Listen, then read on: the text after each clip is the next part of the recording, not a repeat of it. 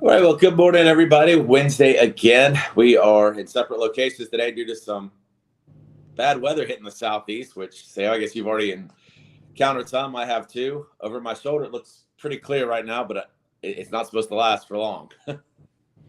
Yeah, it is.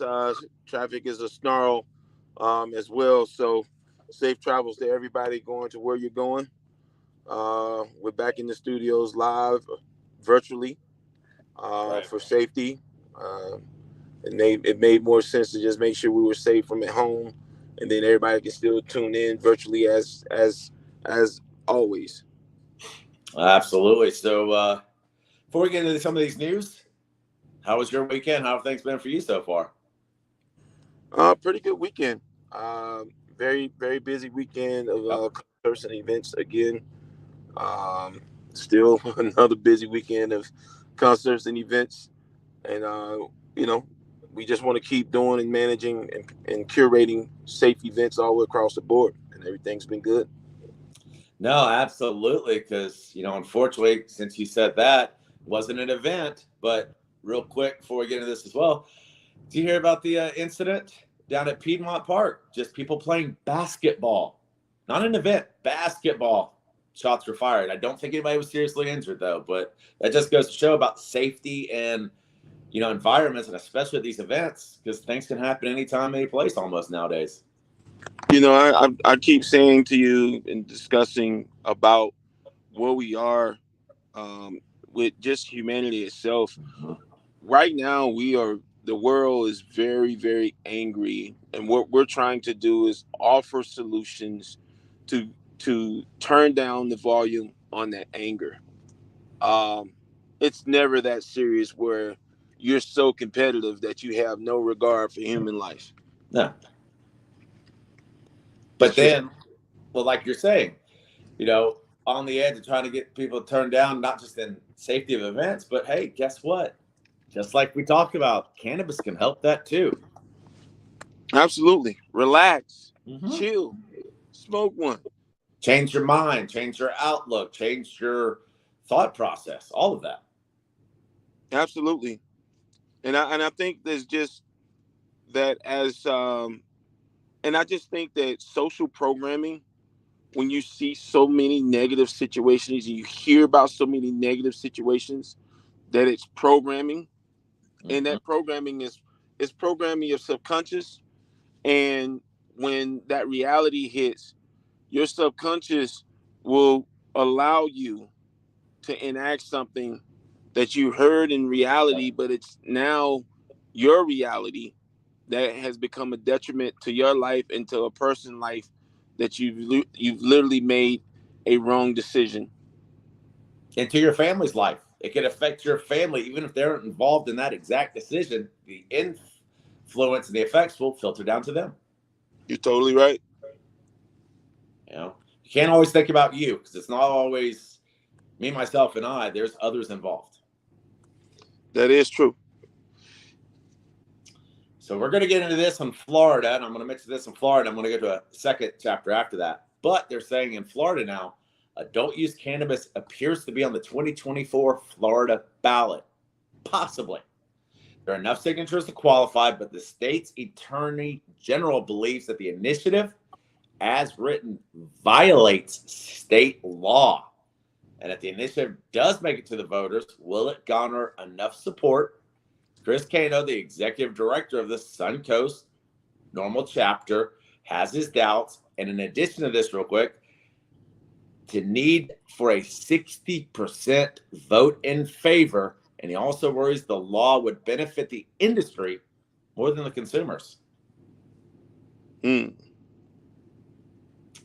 So, how about the thought on that, real quick, before I go into the second half of that? Well, the industry itself definitely needs its own common ground to stand on, Mm-hmm. so that way that it can facilitate the opportunities to the consumers. Um, the consumers itself is just one part of the total overall taxation, because there is a tax that they have to pay on top of the Right. product. Yep. But it must benefit the retailers and the producers. Sure. Without them, there is no market. No, you're absolutely right because, you know, short version of it, for example, let me ask you this real quick because you mentioned that. I had a boss one time that, I'll be honest, he and I didn't really see eye to eye on a lot of things, but he taught me something that I'll never ever forget. So real quick, I'm going to ask you this question. I don't think I've ever asked you this before. I don't care what business it is. Let's take a mom and pop store. Let's take Apple. Let's take Target, Walmart, anybody. How many customers does any business have? Each customer, they have a support group first and foremost that really supports the product. Okay. They're there redundantly, whether it's on a day by day, week by week, or month by month occurrence. Then you have your secondary group, which is they're not your loyal customers, but what you have to do is you have to continue to create a form of intrigue in the products that you offer through sales or specials that may be better than your competitor. So there's not an exact number from one business to the next, but that's pretty much how you would break it down. Okay. So you without giving me a numerical value, you pretty much answered the question because what I was told, and you went in this number, every company, no matter what, has two: your internal and your external. So if your internal doesn't believe in selling the product, they're never going to sell it to the people who are going to buy it. So if the people aren't going to buy it, you don't have a business to begin with. So yeah, I mean, you basically you hit the nail on the head without giving me that number, but you're right. And we oftentimes forget about this. And in this case, if the industry can't support the consumers can't support the industry, it's going to be a dead product. Absolutely. So the amendment itself does nothing to expand the industry. It essentially allows the existing limited structure of license holders to start selling over-the-counter cannabis at what? A higher price. So what's the thoughts on that? Doesn't there need to be some more regulations, infrastructure, support, and the actual services needed to make this happen? I think the reason for the higher price is that you have to be able to get at least your basic cost covered. Right. And because of how legislation is working right now, they are taxed a lot more. And there is a regulatory committee that's out there with not one hand but two hands around the neck. And if you don't do it the way as they tell you it has to be done, you're gonna get choked out of business. Right. This just even goes back to your crop. If you grow and for some reason your your uh your crop yields um, buds that are over the legal limit, you have to destroy and burn that crop Right. Right. immediately. You And do that's an not automatic recoup loss. anything. You do not recoup anything.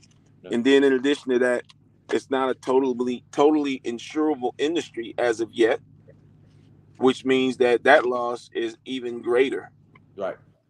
because you lost time, you lost seed, you lost water, you Mm-hmm. lost the use of land, Right. and then the cultivation of that product itself. You lost all of those factors.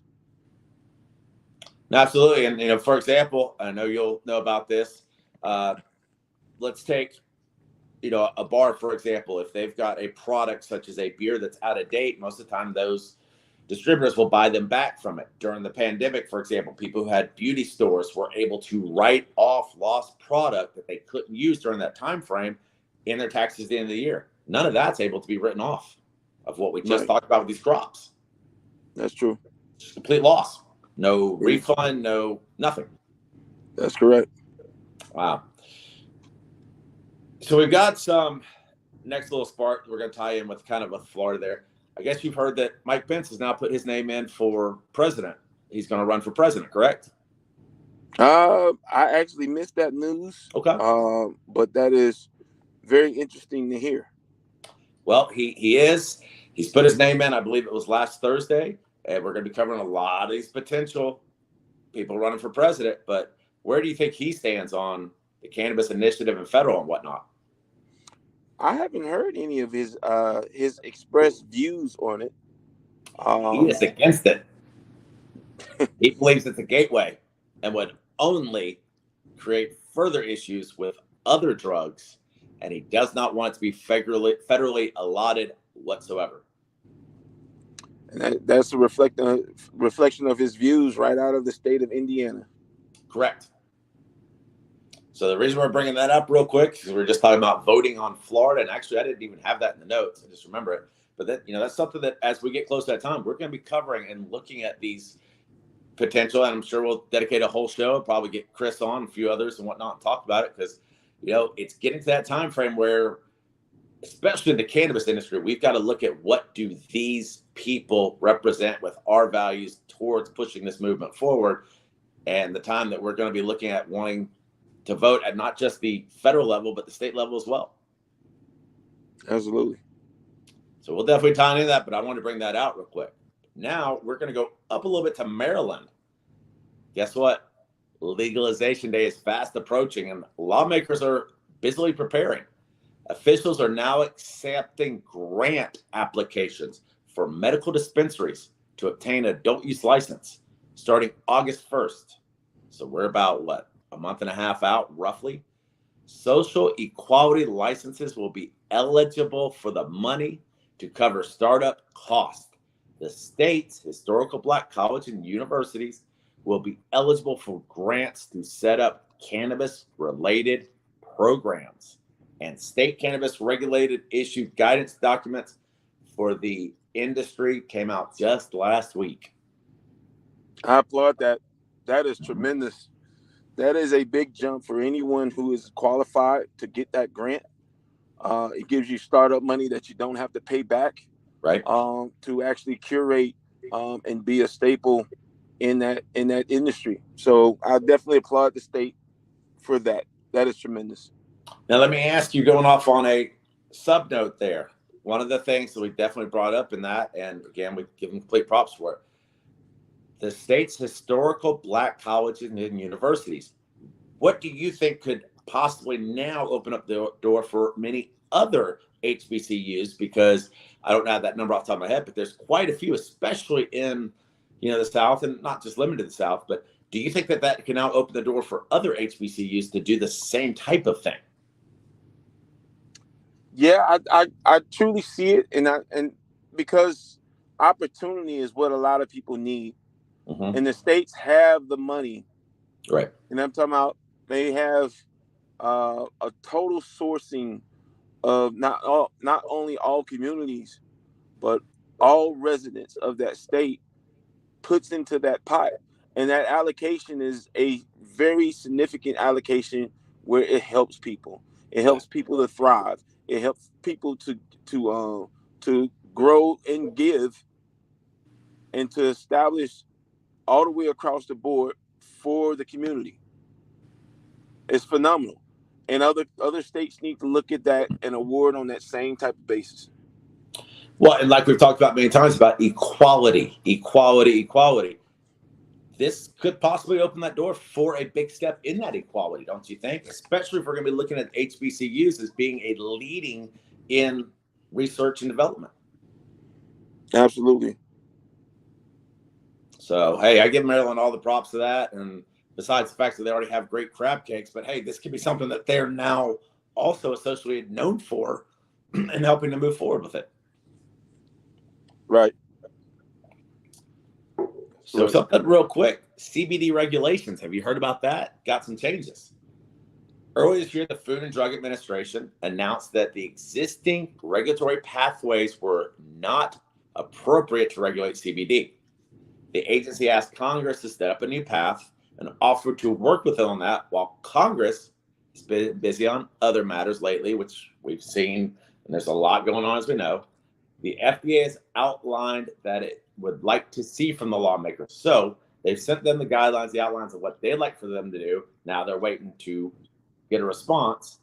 The FDA said a regulatory path for CBD created by Congress could include potency limits for CBD and other cannabinoids, among other things. The idea was presented to calls to stakeholders April and May, just a little bit over a month and a half ago. So the question I have on that is, with the FDA getting involved, is this a good thing for the market, good thing for the industry, good for CBD, or could we be hamstrung with it? You got to give the benefit of the doubt in that, Right. because I believe in regulation so that way that it can protect the consumers um, from products that have not been inspected and may not have ethical standards for the community in place to protect the children or teenagers that may consume, and then the public at large. No, I agree, because one of the big points that was brought there was include potency limits. Remember, we already have that on alcohol, ABV. So I don't see that being an issue, but at the same point, we need to hope that it's a proper potency and not so minimal that it's not going to have the proper effect either. Totally understood.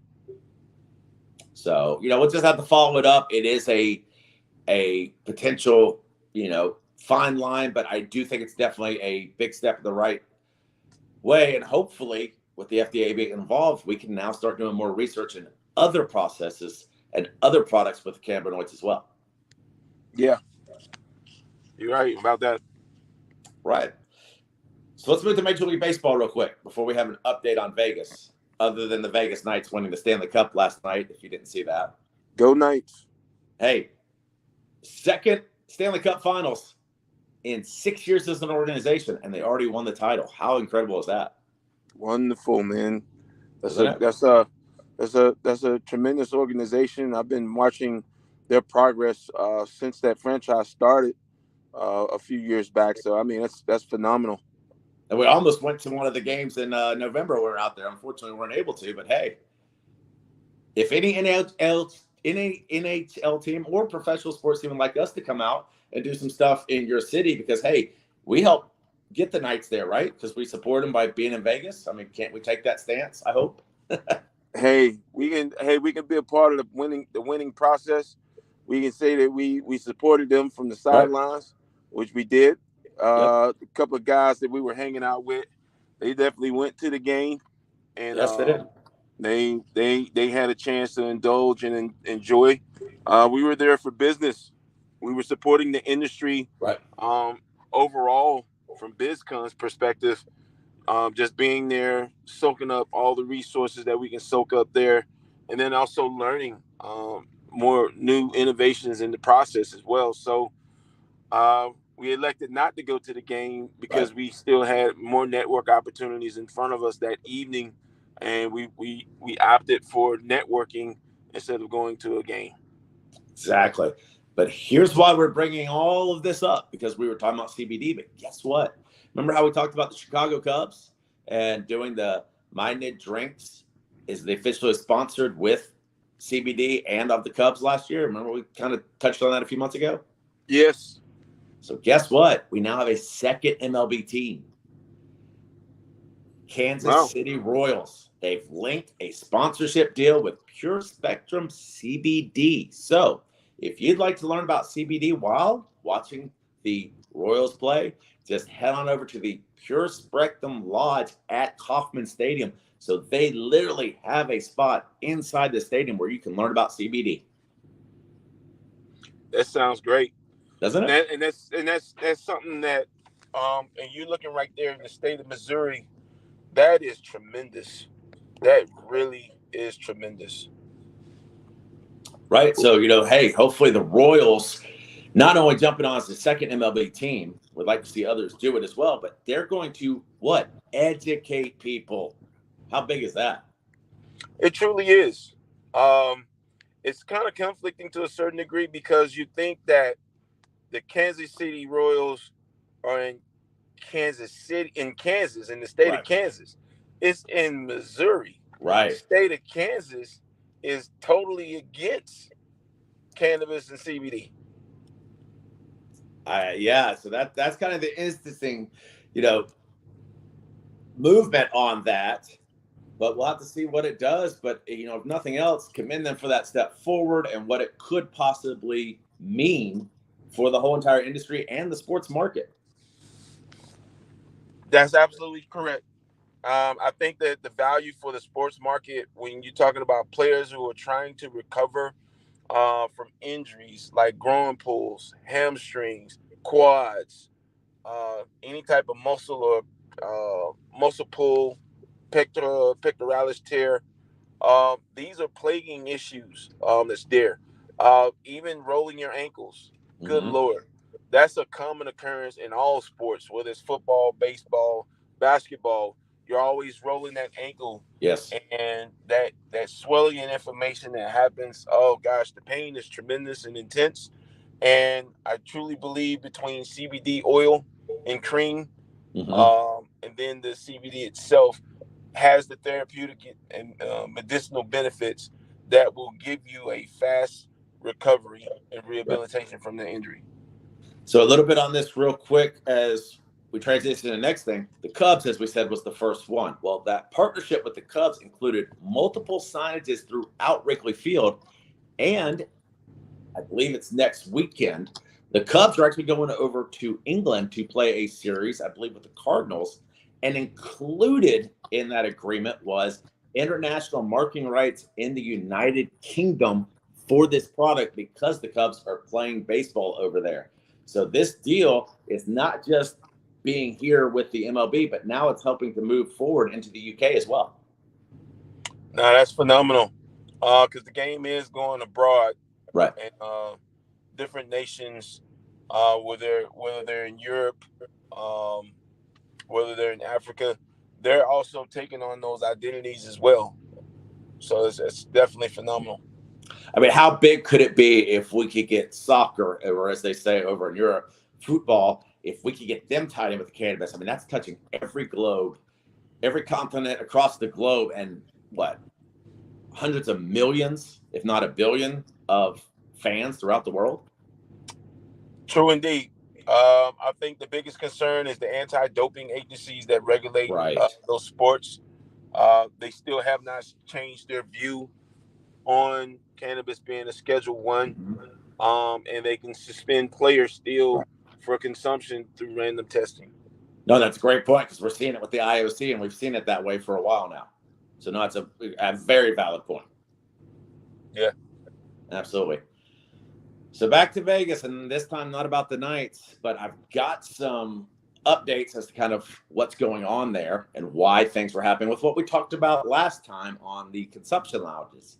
And it's a little bit more on the Vegas consumption and laws. So this article is kind of interesting, and I took some notes from it. So think about this. If bars didn't exist, but liquor stores were plentiful, and open container laws were widely enforced because consuming alcohol was only legal in what? Private residence. So you kind of see the issue there, the conundrum, so to speak. A tourist in a city could buy liquor, but the only place to consume it would be what? In the private home. Something that the tourist didn't have access to. So instead, they would drink in alleys, parking lots, or hotels, right? Wherever they could. Alcohol, of course, is easier to hide than a smokable form of marijuana. But the scenario laid out about the booze is essentially what's playing out right now in Vegas when it comes to the cannabis consumption. You can buy it easily and legally, but you can't smoke it.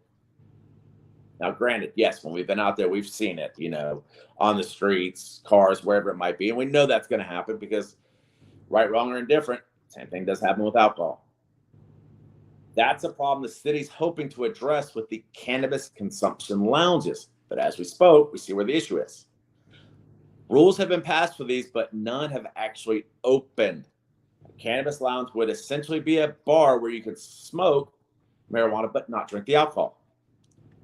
Planet 13, which we've been to, which is phenomenal. If anybody's out in Vegas, you got to go. I mean, I don't think we can describe it. Can you?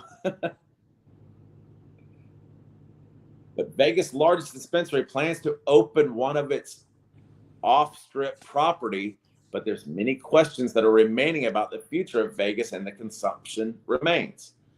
One major project, the Las Vegas first cannabis hotel friendly, which we talked about, has hit a major roadblock and its intended method of operation may not be legal. That is and is that, did it mention Planet 13 in there? Yeah, it did, because Planet 13 is actually looking at opening an off the strip property similar to a consumption lounge. That's what they're looking at trying to do right now. Yeah, I can see Planet 13 because they are the big dog out there. They are the Yes. largest dispensary out there, and I'm sure that their database is huge right now at this point.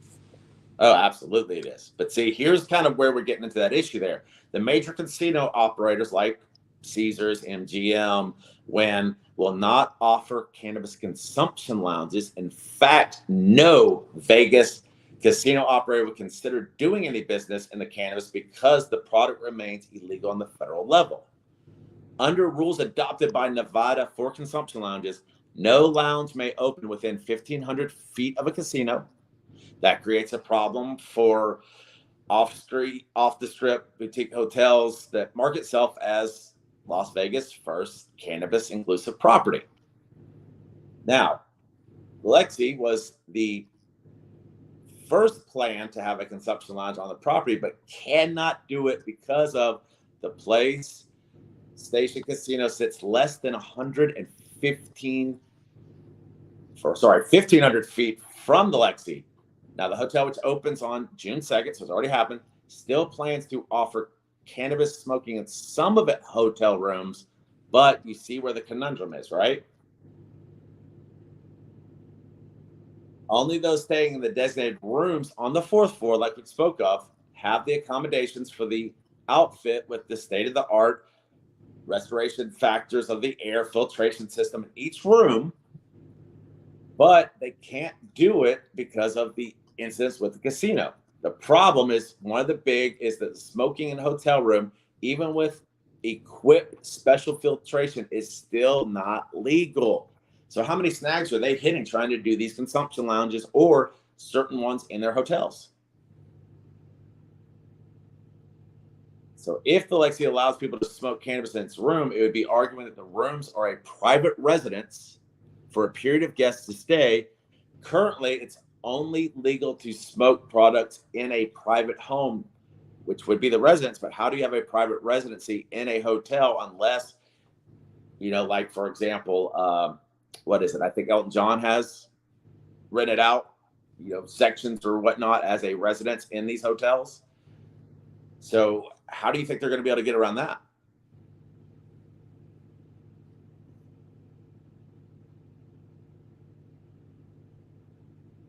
I don't know if I lost you for a minute of connection, but I'll dig a little bit more.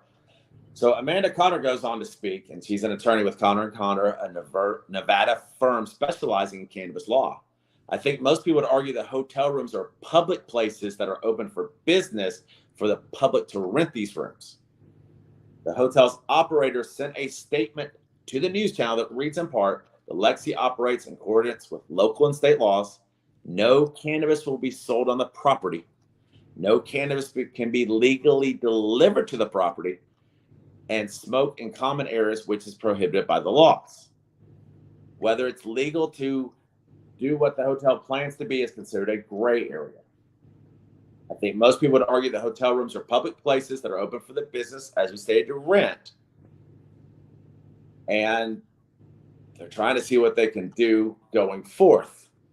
Now, this hotel was, well, no, I already got to that part. Sorry.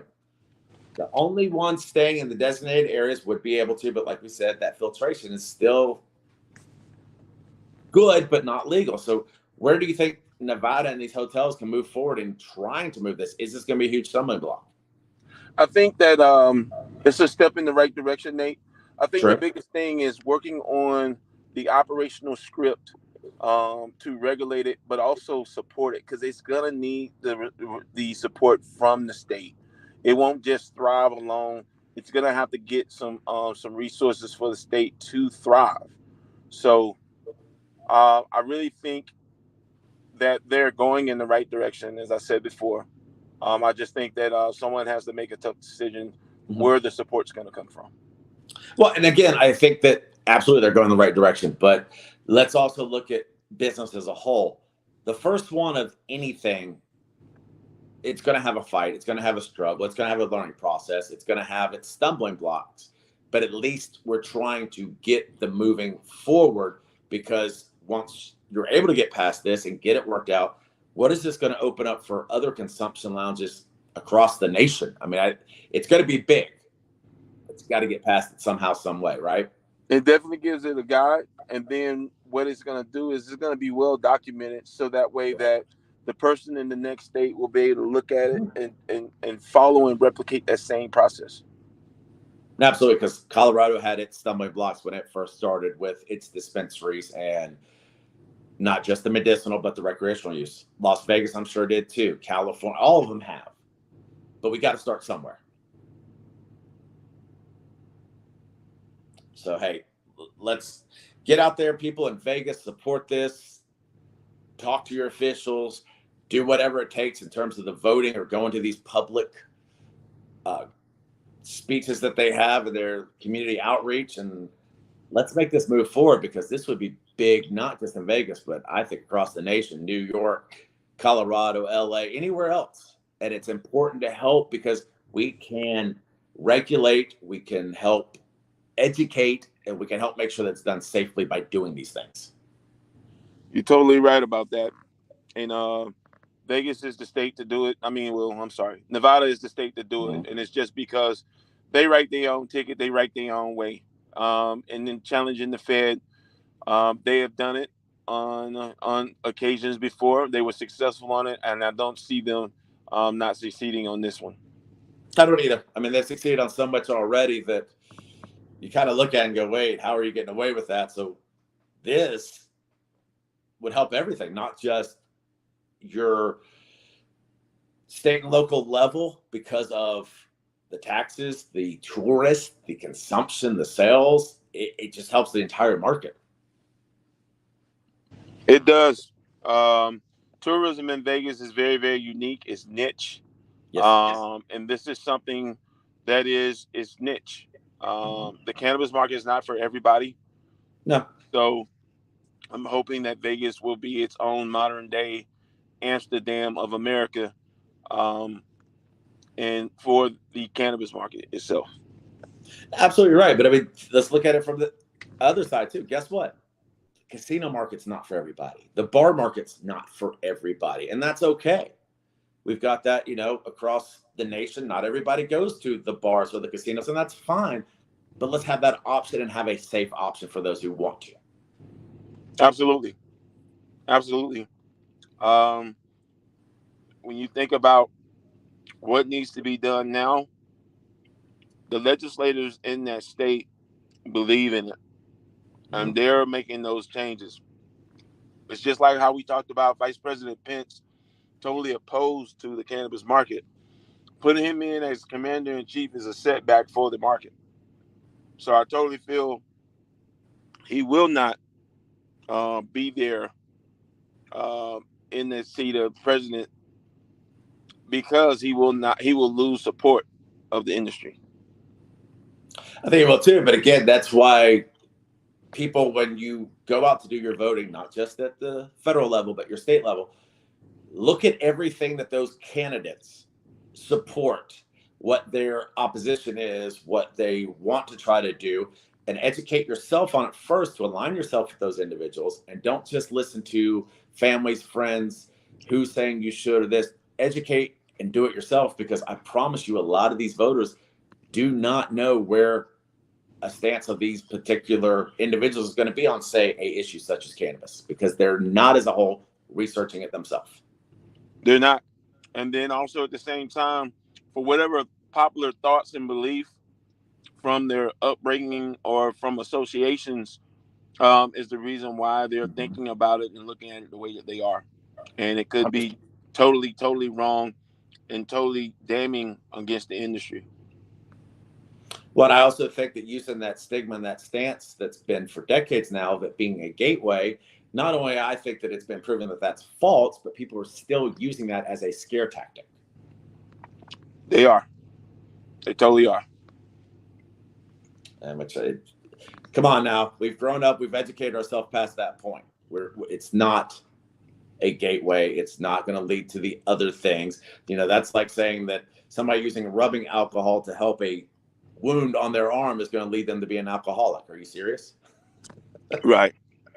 And I think that And even still, when you look at that standpoint, in today's time now, if it's still playing out the old way, and it's still in society today, it's still going to take a little bit more push, and it's going to take someone who has been exposed to it. So it's like these new candidates; they have to be asked the question, so that way that the responses can be documented, Right. and you can continue to target a response to that question to see where they stand, to force them Yep. to check into it and do any type of research or education on it.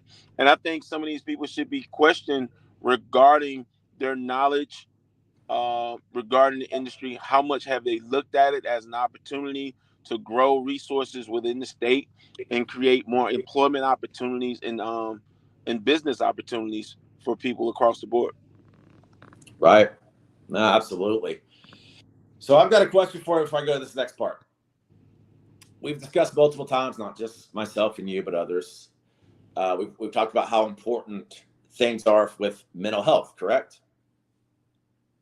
Correct. So with that being stated, did I completely forget that June is also Men's Mental Health Awareness Month?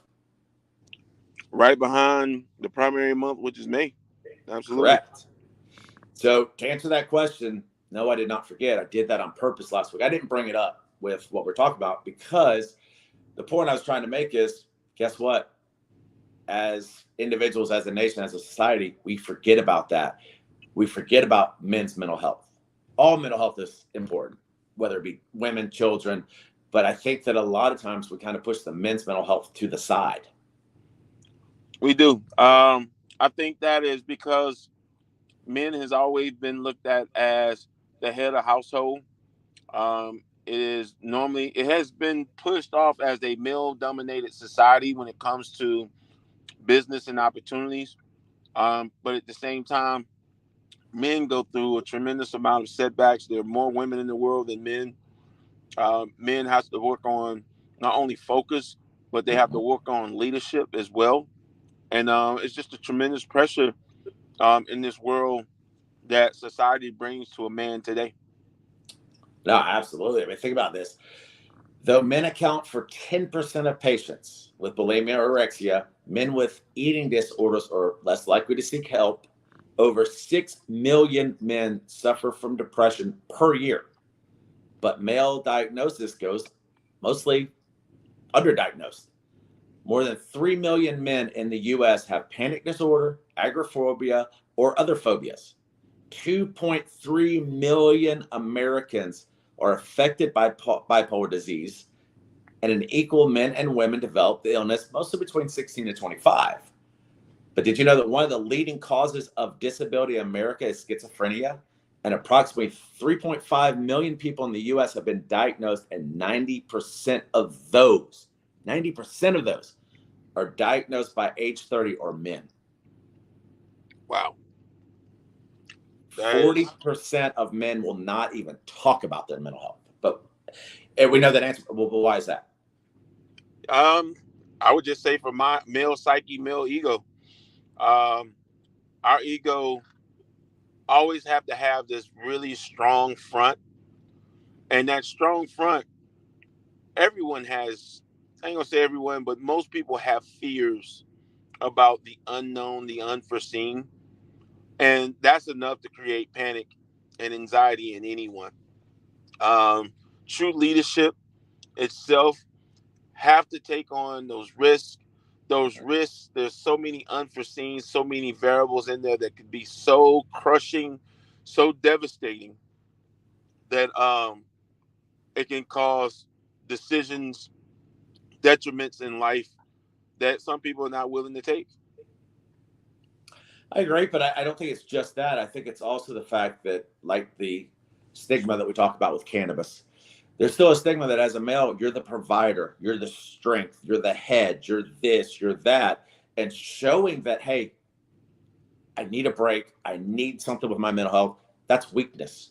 You're now, to a lot of people, considered invaluable, not strong enough, not capable, whatever it may be. So I think a lot of that too is the why they don't want to talk about it or seek mental health. I can agree with that. You're taught to walk it off, right? Rub some dirt on it. You'll be fine. Get over it. Yeah. Just over 3 out of 4 suicides, 76%. 3 out of 4, 76% are men. And suicide is the biggest cause of death for men under the age of 35. And also, men are nearly 3 times more likely than women to become alcohol dependent.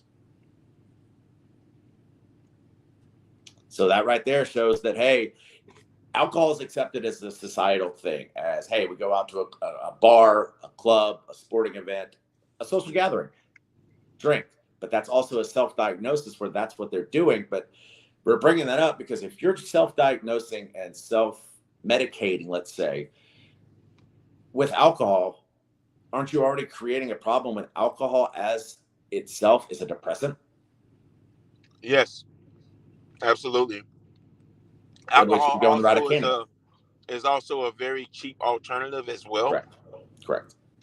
and is widely accepted in society. Right. So they've accepted the alcohol as it's okay, but the cannabis has the stigma. Don't do it. Don't smoke it in public. Smoke in your private residence. And again, bringing this up because we aren't allowed to have the consumption lounges. I mean, wouldn't you honestly, and not just because of your interactions in the past, but would you rather go to a bar where there's going to be heavy drinking or go to one of these consumption lounges? I would say a consumption lounge just Yeah. because it's a controlled environment and it's catered toward the use itself. Agreed. And at the same point, so you go to a bar and egos flare up, they get intense or whatever. Could be the alcohol, maybe not, but possibly.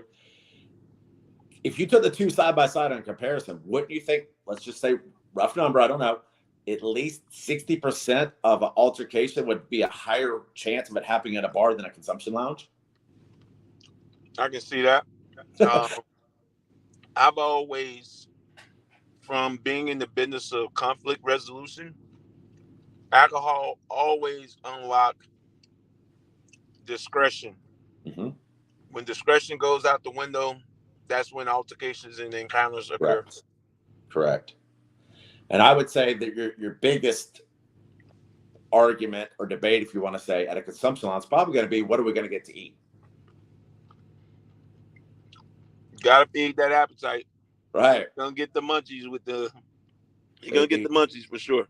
Exactly. And I'm sure the vibe and the feel will be so much better at the consumption lounge. But something I want to throw out here is some symptoms. It doesn't mean that it's true, but symptoms of mental health disorders in men could look like this: escapist behavior, such as spending a lot of time at work or on sports. Now, I know that one's a kind of a gray area because we discussed it the other day. We spend a lot of time working. Last weekend was a big, time frame for work that had to be done. That was not a symptom of mental health. That was part of what the work that we do. But there are individuals who throw themselves into the work at home, spend 18, 20 hours because they just don't want to deal with everything else, or on sports. But at the same point, sporting event can also be an escape from the reality, get their mind off of it. So that's a very gray symptom, don't you think? It is. So that one I don't want to, divide too much, but keep in mind that individuals might do stuff like that. Physical symptoms: headaches, digestive problems, and other pain. Misuse of alcohol, violent or abusive behavior, anger, irritability, aggressiveness, risky behavior such as reckless driving. And we see a lot of road rage nowadays, don't we? So that's a risky behavior. Noticeable changes in mood, energy level, or appetite, difficulty concentrating, feeling restless or on edge. So yeah, Well, that's and I just gotta say something about road rage. I literally encountered someone sure. yesterday um, that had a level of rage in them while they were driving, Right. and I'm just like, man. I mean, some people. I just don't understand this. You're in a lane, you're driving. You got somebody in the lane to your right. You're slowly passing, but you're passing at the speed limit. Right. And they get up behind you. They're flashing the lights. They're maybe in a hurry or whatever. And I gradually just pulled over to the right. He got over. He hit the horn again. And it looked like he wanted to run me off the road. And I'm like, oh. And it's crazy. Had the whole family in the car, and it's like, my gosh, the world is very, very angry. Oh yeah. Very angry. And I'm sure at the same point, he, as we like to say sometimes, did not give you the whole entire five-finger salute, or he kind of told you to read between the lines. Those type of gestures, I'm sure, probably happened as well. Yeah, I didn't get a chance because what you do by looking back at that individual, uh, you may be challenging them, and they may persist even more. True. Oh, you want some more of me? Right. And no, I don't. I just want to get to where I'm going safely. I got the family with me. Right. This is not the time or place to even do it. So sometimes you have to back down. Yes. Another instance in road rage, a gentleman totally cut me off. Of course, I hit the horn. Hey, this guy got out of the car with his weapon. What Right. you want to do? Right. And Nate, I swear, man, I was just thinking to myself, like, I'm armed too, and I got a drop on you. While you Right. sitting there, you've visibly gotten out of your vehicle with your weapon drawn, not pointing at me, but down. And I'm just Right. sitting there like, man, please get back in the car.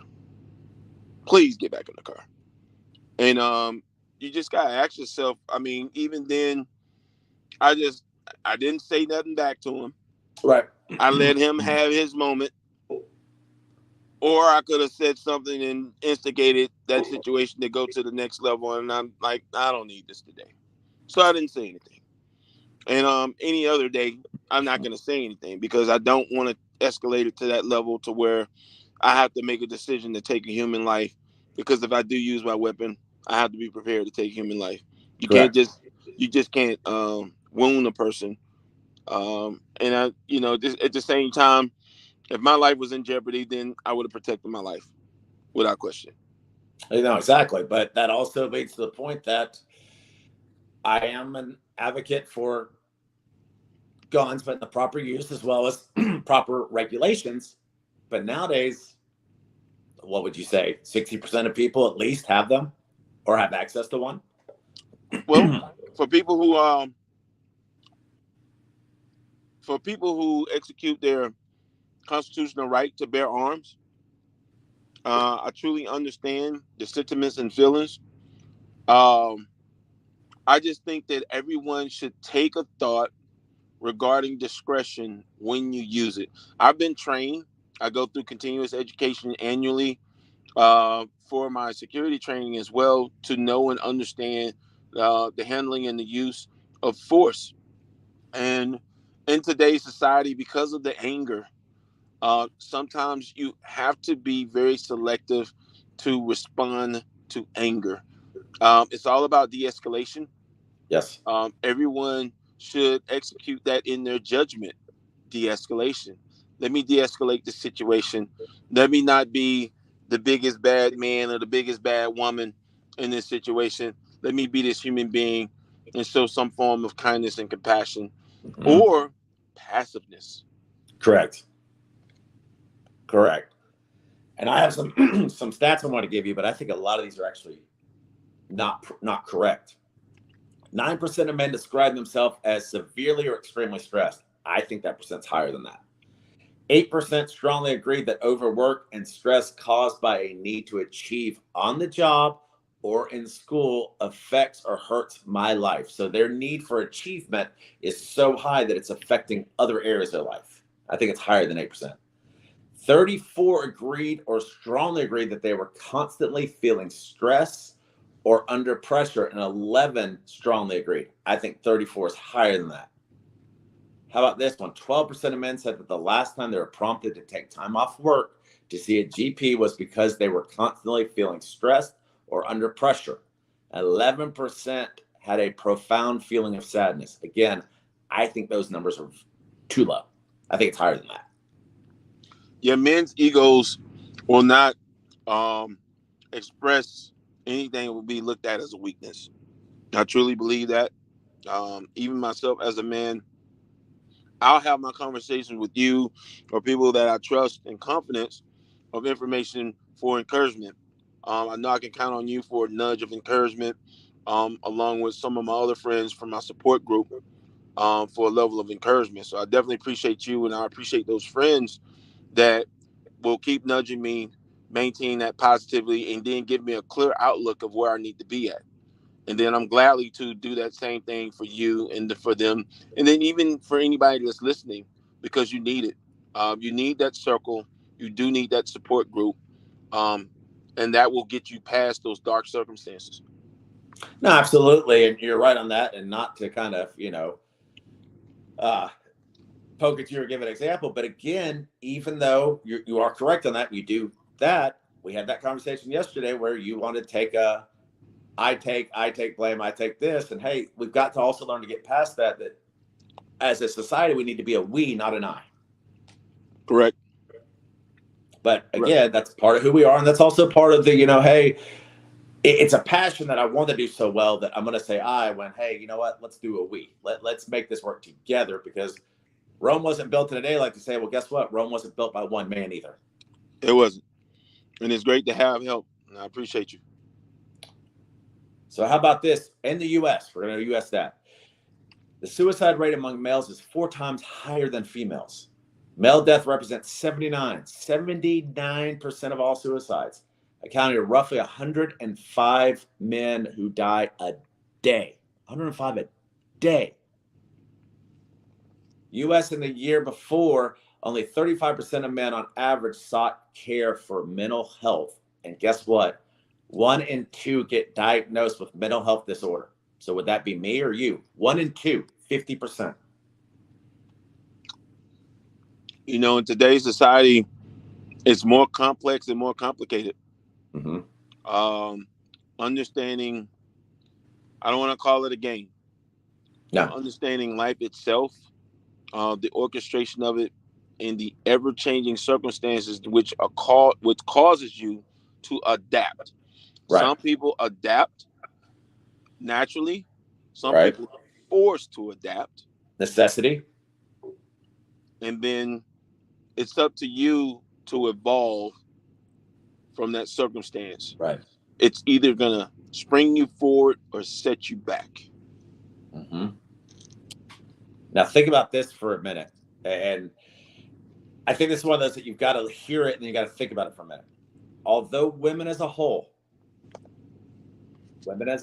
attempt suicide more often than men do, men are more likely to complete or be successful at it.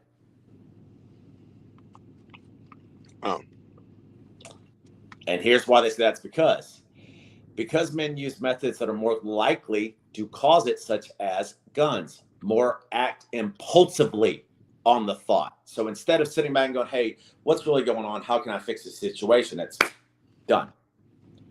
They show fewer warning signs, or they talk less about it. Men report significantly lower life satisfaction than women. Those aged 45 to 59 report the lowest levels of it. 73% of adults who go missing, a missing person, or guess what, are men. Really? Yeah. 87% of rough sleepers are men. Okay, I admit I'm one of those. Very, very rough. Very hard for me to sleep. I know you as well. And that's mostly time and other relations, but that's just a fact. Men are nearly 3 times more likely than women to be alcohol dependent. So they're saying roughly 8.7% of men are alcohol dependent compared to only 3.3% of women. I can see that. Especially if you go to a bar. Next time you go to a bar, look at it. I would say at almost at any given time, at least at the bar area, maybe not in the restaurant, the bar area alone is probably 85% men. Pretty much. Right on that one. Men are 3 times as likely to report frequent drug use than women. And more than 2/3 of drug-related deaths occur in men. Men make up 90% of the prison population, and 72% of those male prisoners suffer from 2 or more mental disorders. And when you add overdose, Right. I have never known or heard of a female that I know to have overdosed, but I've heard of several men that I know to have overdosed. So Mm-hmm. you're correct on the statistics on that. You hear a lot more from men than you do women.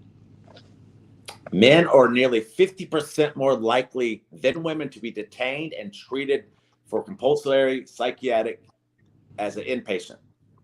Men have measurable lower access to social support, friends, relatives, and community. I 100% agree with that. Yeah, it's tough. It still goes back to the male ego. Right. You don't want to seem or appear weak, and then now you become even more isolated. You may isolate your thoughts and your actions even further, and you won't have the support because you just won't talk about circumstances that might be uncomfortable or embarrassing to you.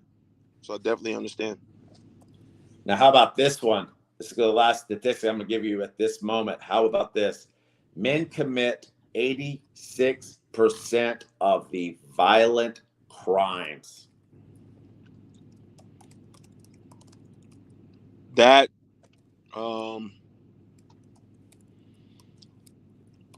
I understand that, and I think, and it's just because of anger and aggression. By the time you snap and you release it, it's going to be unleashed on someone or something.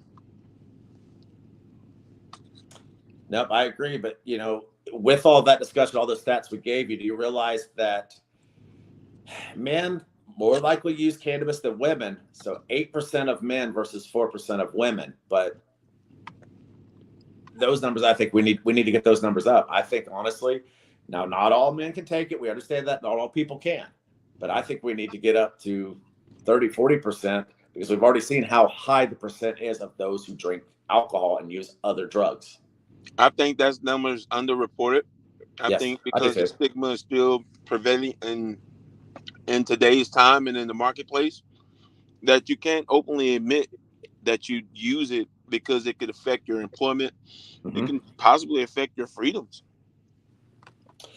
No, I agree. And I think that also agrees a great point to the fact of whether it be attempts, thoughts, whatever it might be.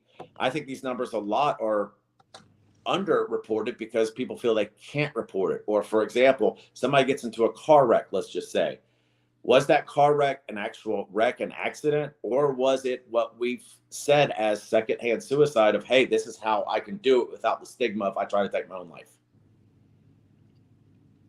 That stigma is still tremendous in today's time. That stigma, once again, it can affect your freedom. That stigma also can have people look at you. You can be denied a Right. loan, as we talked about in Yes. one standpoint. It can deny you the opportunity to work. So there are detriments that are created from that. So I think that the accuracy of that number is grossly low. I I do think too. that people are afraid to be real and to express how they feel and what they need. I think that's a tough decision and choice in society that these people under those circumstances have to make. I agree. And 2 things I wanted to mention in closing. One, there's a video that's been going around that's really interesting where they ask men, who do you talk to? What do you do when you feel there's something wrong? Who can you call? And most of the men all looked at him and goes, you can talk to somebody? You can call someone? You can do that? That's the number one shock to me. And the second thing I heard this week is something I think very profound, where we've heard, treat others like you want to treat yourself, right? Be treated as you want to be treated. However, I heard something that actually I think is even greater than that. treat others the way that you would treat someone who you truly loved. Think about that. How often do we do something for people, or I'm sorry, not treat others, I said treat yourself as you would treat someone who you love? Because think about it, so many times when we love someone, we do things for them that we wouldn't do for ourselves. Right. No, you're totally right. Totally. Maybe we need to step back and say, hey, you know what? To love someone, I have to love myself, do something for myself, and treat myself as those that I do love and care for, so that I can love and care for those individuals. Right. Absolutely. So that's kind of where I wanted to go with that. A lot of different interesting stats and numbers we threw out today, a lot of movement in the cannabis industry. So with that being said, your closing thoughts, suggestions, and how people can reach out to you and follow you and all the exciting things that we've got going. Closing thoughts would be for everyone to actually go through a self-assessment of what ifs by the state. It varies from one state to the next, so I can't tell you what's going on in Georgia would be the same in Maryland, and what's going on in Maryland would be the same in Missouri. Right. So know what's going on in your state, and then you go through the what ifs. Yes. If you're able to answer any of those what ifs for yourself, you're already ahead of the curve. But if you're not able to answer those, seek and find that information, because that's what's going to keep you in a good place, in a good space. When you find yourself in uncharted territory and you got to figure it out, it creates stress, it creates anxiety, and it's important just to maintain a mindfulness that will give you the balance that you need. And then that way, anything that you need to prescribe yourself, you can seek it, you can consume it, and then from there, you can maintain what you need to from one day to the next. So that way it does not show a detriment in your life. Mm-hmm. But seek that balance, look for that balance, whether it's in conversation with someone that you trust, or even if you isolate yourself in your thoughts, seek and find what will put the light on you. Put yourself in a good situation, so that way that situation keeps pushing you into the next day and the next day and the next day. So follow me, Big Boy Sam with 2 M's on IG. Follow me, Sammy Mumphrey, on LinkedIn. Thank you, everybody, for tuning in. Well, absolutely. 2 things I was thinking of is, one, it's perfectly fine to not know everything. Educate yourself. We always learn something every day. If you don't know something about it, it's fine that you don't. Learn from it. Educate yourself. Be more knowledgeable. And the second thing is, it's absolutely 100% okay to say, I'm not okay. None of us are okay all the time. That's true. It's asking for, in my mind, asking for help is not a sign of weakness. It's a sign of strength. It's a strength to say, you know what, there is something wrong and I can't do this on my own. I need help. And that's why we have people there to help. So please, it's not weakness. It's immensible strength to say, I need help. And I admire anybody that does ask for help, and anybody that needs it, do it. You're going to help yourself. You're going to help your family. You're going to help your friends. But the most important thing is you're going to help yourself. So seek out that help. True that. I've done it. Yep. I don't know anybody that hasn't. And those that haven't, I'm sorry, you're fooling yourself. You've got to see what is wrong and ask for that help. Do it. There are free ways to ask for help. There are multiple ways to ask for help. And, reach out to me, DJNQ75 on Twitter, Instagram. Of course, Matcha Foundation on Facebook, Twitter, YouTube channel, where all these videos are, our Facebook page, Instagram, all of those things. So, hey, guys, have a safe week. Help someone. Help yourself, more importantly. And we look forward to seeing you guys all next Wednesday. All right, y'all. Be safe. God bless. We'll see you then.